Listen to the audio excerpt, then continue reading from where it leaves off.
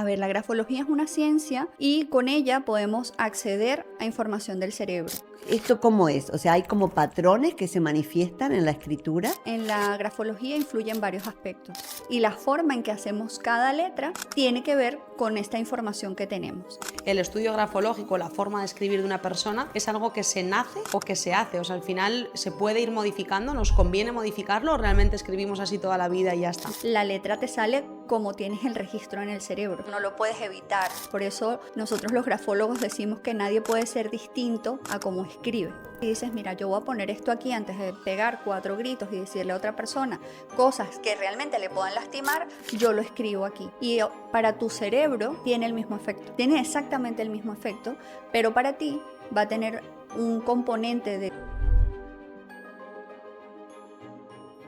¿Y crees que hay algún ejercicio que, por ejemplo, la gente pudiera hacer en casa para averiguar cuál es su pasión viendo su escritura o haciendo algún ejercicio de escritura o con algún tipo, algún ejercicio que tú recomiendes? Porque vemos que es algo bastante habitual, que hay gente que aparentemente está bien, están equilibrados, tienen su trabajo, tienen su vida estructurada, pero realmente no han descubierto todavía cuál es su pasión, o sea, no están como viviendo la plenitud de la vida y creemos que a través de esto, que es una herramienta súper interesante, pues podrían descubrir algo. Entonces, no sé si sueles hacer algún Sí, ejercicio. o sea, así como algo didáctico en casa es muy complejo porque tienes que evaluar muchísimos aspectos. Lo que sí puedes ver, por ejemplo, cuando hablaba antes de las polaridades, nosotros tenemos, seamos hombres o mujer, tenemos una polaridad masculina y una femenina. La masculina es la que tiene que ver con esa forma en la que nosotros nos relacionamos con el mundo externo. Es cómo planificamos, cómo edificamos, cómo construimos, ¿ok? Y la parte femenina es más la que tiene que ver con la parte interna, ¿ok? De nuestros valores, de nuestros principios, cómo manejamos nuestras emociones, cómo nos relacionamos con la gente, de acuerdo a o sea, qué tanto nos sintamos bien con nosotros. Yo pongo muchos ejemplos y digo que es como que la parte femenina son materiales de construcción y la parte masculina es el que la edifica. Una sin la otra no hace nada porque no me sirven de Claro. nada todos los materiales si no tengo quien me pueda hacer la construcción y no me sirve de nada tener a todos los ingenieros y arquitectos si no tengo materiales. Entonces, la forma como más fácil de poder identificar cuál es la que predomina en mí es viendo el ángulo y la curva. Es como lo más aparente que puedo a lo mejor dar como una herramienta y que podamos darnos cuenta.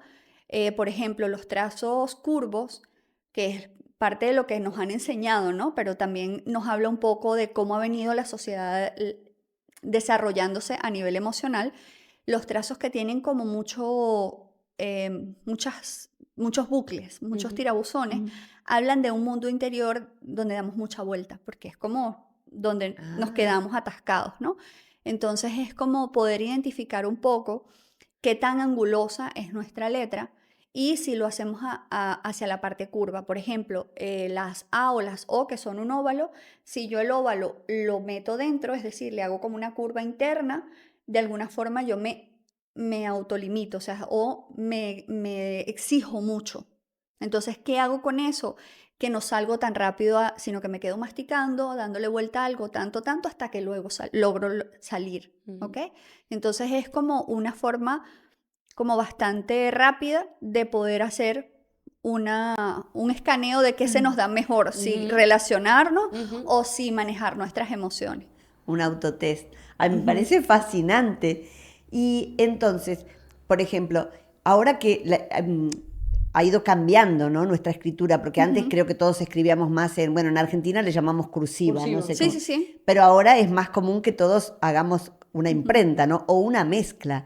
Eso también, digamos, ¿la lectura es similar que 50 años atrás o la grafología tuvo que ir como adaptándose, digamos? A ver, de lo que eso nos habla es de la evolución que ha tenido la sociedad y cómo ha ido cambiando la forma de relacionarlo.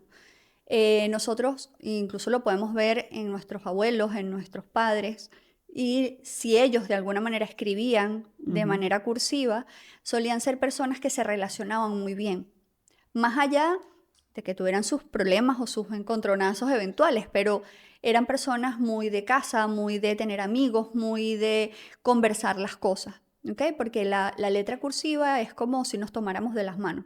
Cuando tú unes una letra a la otra, de alguna forma tú estás integrándote con el todo. ¿ok?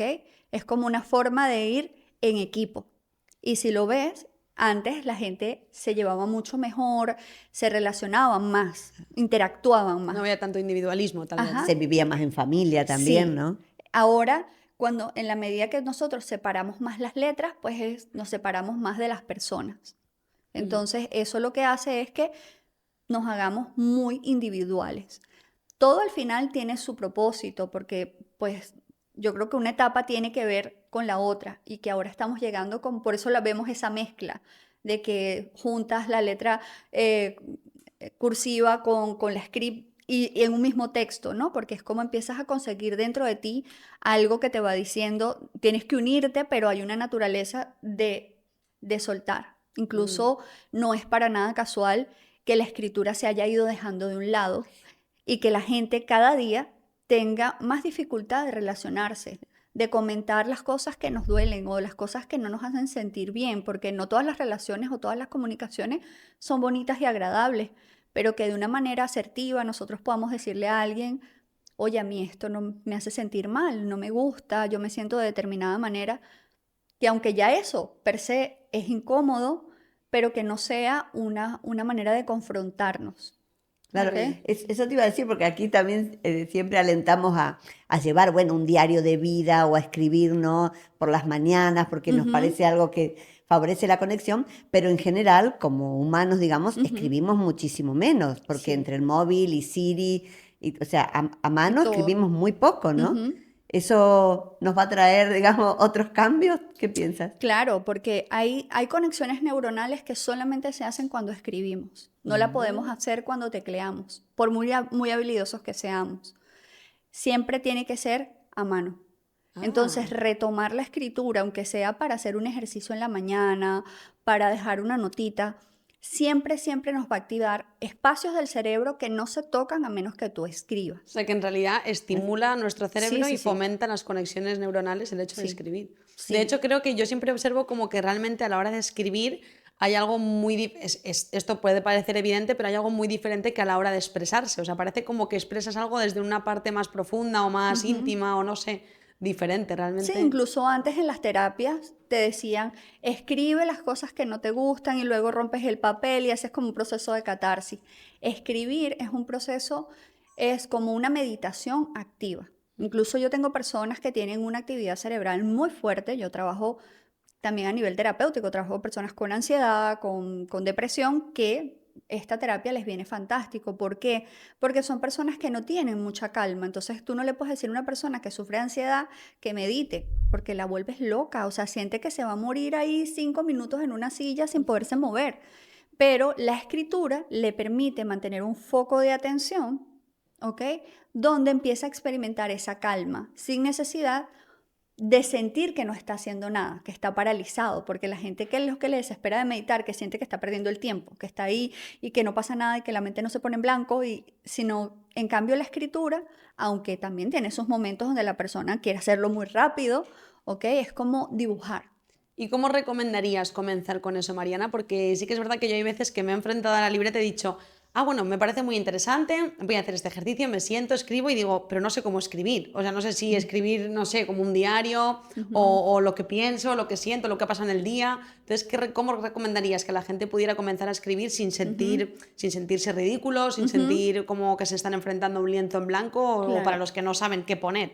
¿Qué recomendarías? A ver, yo te puedo decir desde cómo aprendí yo, porque yo Ujú. empecé a hacer grafoterapia y al principio, pues yo lo hice en la manera tradicional.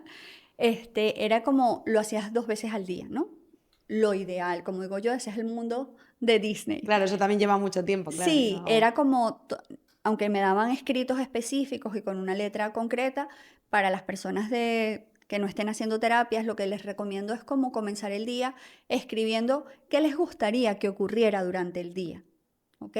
Más allá de que sea real o no, o sea, como que te permita soñar en ese momento y plasmar tu día ideal. O sea, ¿qué es más efectivo? ¿Plasmar cómo lo que quieres que ocurra o plasmar lo que te ha ocurrido que no sabes cómo procesar? Claro, esa sería la segunda parte. En la noche, lo ideal es que tú busques dentro de todo lo que ha ocurrido en tu día, qué es lo mejor que te ha ocurrido. porque eso lo que te hace es, primero, comenzar el día enfocándote en cosas, en aspectos positivos y que te llenen y que empiecen a segregar serotonina, ¿ok? Porque la serotonina nos permite mantener estos estados de confianza y de plenitud por periodos prolongados.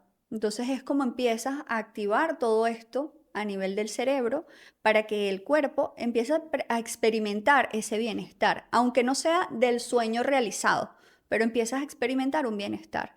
Y cuando terminas el día, enfocarte en, sí, pudieron ocurrir muchas cosas, entre ellas puede que hayan ocurrido cosas que no son agradables, pero me puedo enfocar en algo que haya sido positivo. Es como rescatar lo positivo del día. Y acostarse con esa sensación ayuda a tu cerebro a ir soltando un poco la fijación y los miedos. Claro, ¿Ok? pero parece un poquito contradictorio porque sí que es verdad que yo hay veces que pienso, no sé si sería más efectivo incluso escribir, o sea, como un método de desahogo al final. Yo muchas veces lo veo como un método de desahogo de decir, pues mira, esto me ha parecido fatal y esto no sé qué, o esto me tiene disgustado o esto me tiene preocupada. Entonces no sé si eso tal vez sería, no sé si esto es pesimista o no, No, pero sería una no. manera también como primero desahogarte, luego verlo de manera positiva y luego ya soñar, ¿no? Claro, Bueno, lo que te decía antes era cómo programar tu día, pero claro. pues obviamente hay factores importantes. La escritura pues obviamente es una forma de expresarnos y es como botar todo eso y escribirlo como te nace, sintiendo de alguna manera la tranquilidad de que no estás afectando a nadie. Entonces eso es como un proceso de catarsis, es un Claro. proceso de soltar, que es lo mismo que ocurre, ¿ok? Eso tiene el mismo efecto que llorar, por ejemplo. Claro, ¿Ok? claro. Cuando tú lloras, es como cuando tú sientes que ya soltaste la válvula de la olla express, ¿no? Entonces, ok, ahora puedo ver con un poco más de claridad. Es Claro. lo mismo que cuando tú te empiezas a sentir agobiada o sobrepasada por alguna circunstancia y dices, mira, yo voy a poner esto aquí antes de pegar 4 gritos y decirle a otra persona cosas que realmente le puedan lastimar, yo lo escribo aquí. Y para tu cerebro tiene el mismo efecto. Tiene exactamente el mismo efecto, pero para ti va a tener un componente de gratificación de que aun cuando me desahogué, como lo sentí, como lo vi, como lo viví, sin querer Claro. coartar ni modificar nada, no genere daños colaterales. Y entonces luego ves tu escritura y dices, ok, con objetividad, ya drenada, pues empiezas a ver, oye, mira, aquí me inventé una película, bueno, aquí esto sí también. Y empiezas a poder rescatar de ese texto lo que sí estaba bien. O sea, que recomiendas hacer un rescate, ¿no? Sí, Luego sí, sí, posterior. sí. Claro, porque yo entiendo que al final es una conexión con nuestro inconsciente, como tú dices, y podemos utilizarla, tanto sea para programar ese Sí. día que queremos vivir, para agradecer Ujú, o para volcar o sacar, ¿no? Como sería llorar y bueno, y descargar ahí. De claro. hecho, hay como actos psicomágicos de escribirle, ¿no es cierto?, una carta a alguien, aunque esa persona nunca la lea, pero como descarga. Y me Porque imagino que para por ti tiene la ahí, misma satisfacción, te claro, genera las mismas sustancias en el cerebro que cuando lo haces. Igual que cuando ves una película, en tu cabeza, esa información, todo eso que tú viste en esa pantalla, Es real. ocurrió. Y por eso es claro, tan importante que nosotros seamos muy cuidadosos del material audiovisual que consumimos, de la música que escuchamos, porque todo eso entra a una biblioteca. O sea, nosotros somos como un ordenador y vamos metiendo todo eso allí. Y el cerebro tiene una función fantástica que es como, lógicamente, almacenarla pero segmentarla. Entonces, si tú ves, por ejemplo, te gustan mucho las películas románticas, pero de esos romances súper complicados, ¿sabes? tipo De época. telenovela. Ajá. Bueno, si te gustan las telenovelas, ni te digo. Entonces, claro, ¿qué es lo que ocurre cuando tú te planteas tener una relación? Tu cerebro busca en toda esa biblioteca todo lo que se relaciona a relaciones y te saca un resumen. ¡Pra! Te despliega todo el material que tú has ido acumulando allí. Entonces, lógicamente, tu reacción no va a ser la más positiva porque todo lo que alimentó fue traiciones, miedos, amores imposibles. Entonces, claro, ¿cuál es tu significado del amor? Eso alimenta tu significado del amor. Entonces, Wow. es muy importante empezar a tomar conciencia de ese tipo de cosas que las vemos muy a la ligera y que les puedo decir por experiencia propia que en el momento en que yo empecé a transformar mi vida y empecé a dedicarme a la parte terapéutica, yo cambié por completo mis hábitos. Fue algo instintivo, no fue algo que Forzado ni nada. sí, o sea, no fue algo que leí o me dijeron y yo empecé a experimentarlo, sino que dije, esto tiene que cambiar. Empecé a escuchar podcasts, empecé a ver vídeos de gente que había descubierto, empecé a estudiar física cuántica y todo empezó a cambiar. O sea, ese drama de por qué a mí me pasan estas cosas, por qué se repite esta circunstancia una y otra vez sin importar lo que yo haga, empezó a cambiar. O sea, empecé a tener una actitud más positiva ante las cosas porque, claro, no estaba reforzando, como decir, esa vida de caos que no quiere decir que no la hayas vivido, porque forma parte de ti, pero no haces nada, como decir, avivando ese fuego que no te va a llevar a nada, no te va a permitir avanzar. Claro, yo soy súper contraria, por ejemplo, de las películas de terror también y todo ese tipo de material que creo, como tú dices, que finalmente se integran en nosotros, ¿no? Como... Sí, sí, sí. Pero tú antes comentabas también algo que me pareció súper interesante, que es, tú dijiste, en la grafología incluso se puede ver con algunos meses de anticipación un malestar físico, Sí. ¿no?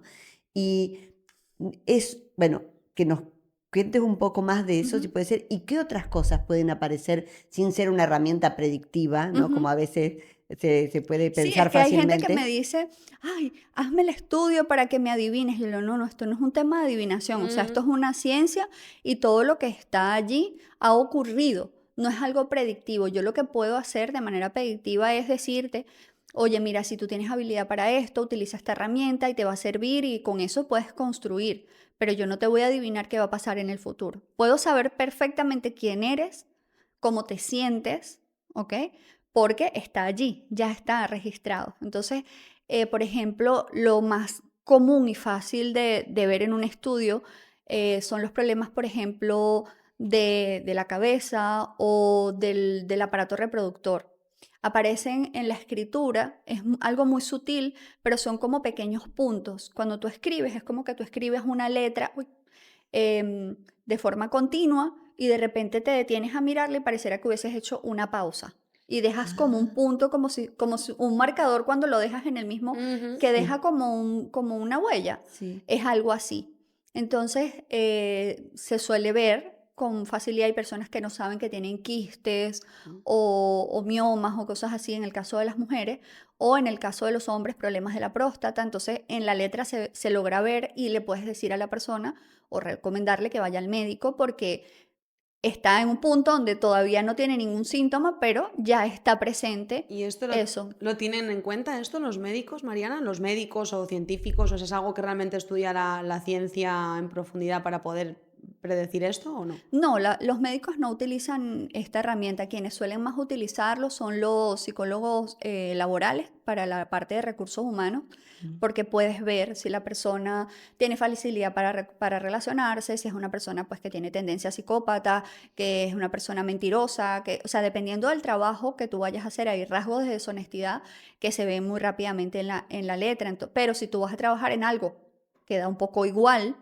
pues no pasa nada. Pero si tú vas a trabajar en un banco y tienes rasgos de deshonestidad, de que te gusta tomar el dinero, pues obviamente es fantástico. Claro, porque sí que hemos visto que se utiliza en juicios, por ejemplo, a nivel más O criminológico jurídico. también. Sí, en ¿no? criminología es fantástico porque incluso los criminales que son muy fríos, ellos pueden llegar a engañar al detector de mentiras. Claro, pero no Porque la su letra. corazón no se altera. Ese equipo lo que hace es medir la alteración del pulso de acuerdo a lo que la persona va hablando o le van diciendo. Pero si es una persona que no siente absolutamente ningún cargo de conciencia por haber matado a alguien y le dices, tú mataste a alguien y te dice, no, el pulso no se ve afectado, por lo tanto puede llegar a ser, como dicen, un falso positivo. Claro, pero la grafología también es algo que me imagino que podrían como modificar, ¿no? O sea, es algo como muy fácil de decir, o sea, es fácil cambiar de letra, ¿no? No. Conscientemente, claro. No, O sea, es mira, fácil dice como... que no. No, hasta que esa conducta no se cambie en tu cerebro, tú no lo puedes forzar a hacer.